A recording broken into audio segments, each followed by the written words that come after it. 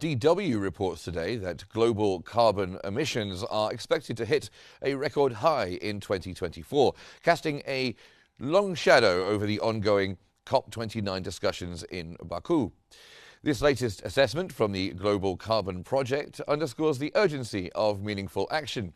Despite a decade of efforts, fossil fuel emissions continue to rise, pushing us closer to the dangerous 1.5 degree Celsius threshold.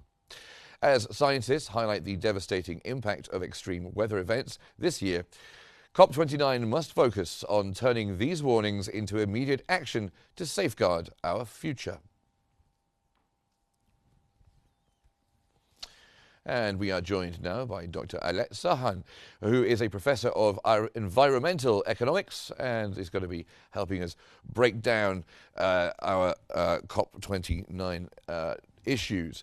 Dr. Sarhan, how crucial is the $1.3 trillion climate finance target demanded by developing nations at COP29? I think this is essentially bringing some reality to the ground because for the last several years, they were talking about in the region of $100 billion.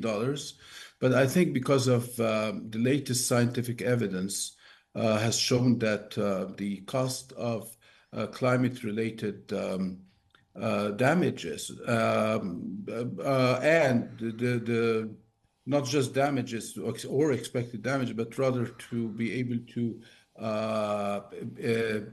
encourage and incentivize developing countries to take some preventive actions to build resiliency into their own national development plans and to be able to adapt to the dire impacts of climate change.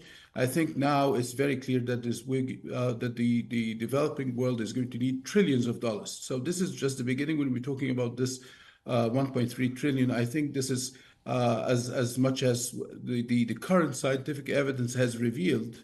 But as we move forward, we are still going to encounter more and more damages or needs for climate finance. So climate finance is a kind of an evolving need, and as there's more scientific evidence that is brought forward, I think this figure is going to grow much higher. This is, to my mind, actually. Well, of course, there are many differences between different countries' approaches to their climate challenges. The UK has set ambitious emissions targets, for example. India's emissions, though, are set to rise. What does this situation tell us about the global climate efforts? Okay, so first of all, we need to reach a high. And then until we reaching plateauing, and then we would need to start to reverse the situation, the carbon emission situation. So countries would have to reach an all-time high until they start to bring them down. So the question is, when is this going to come? When is this all-time high is going to come so that we start to reverse the situation? So it's been this debate has been going on forever. We've been doing lots of simulations, lots of all kinds of modeling so that we would know, okay, that's it, 2025 is going to be the all-time high. Then we start to go down back to 1990 levels by, 50%, 60%.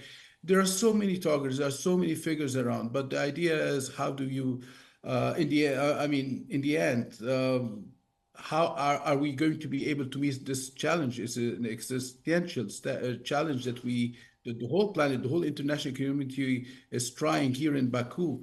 They're all trying to come together so as to try to save this planet. So I think we're running out of time. We're running out of steam. So many things are happening in the terms of the global political landscape that may not be very much conducive to the effort that is happening right now. So maybe it's a setback. We don't know. We still early days to come. But climate finance is a crucial player in how we're going to bring this planet back to hopefully 1.5 degrees. So time will only show.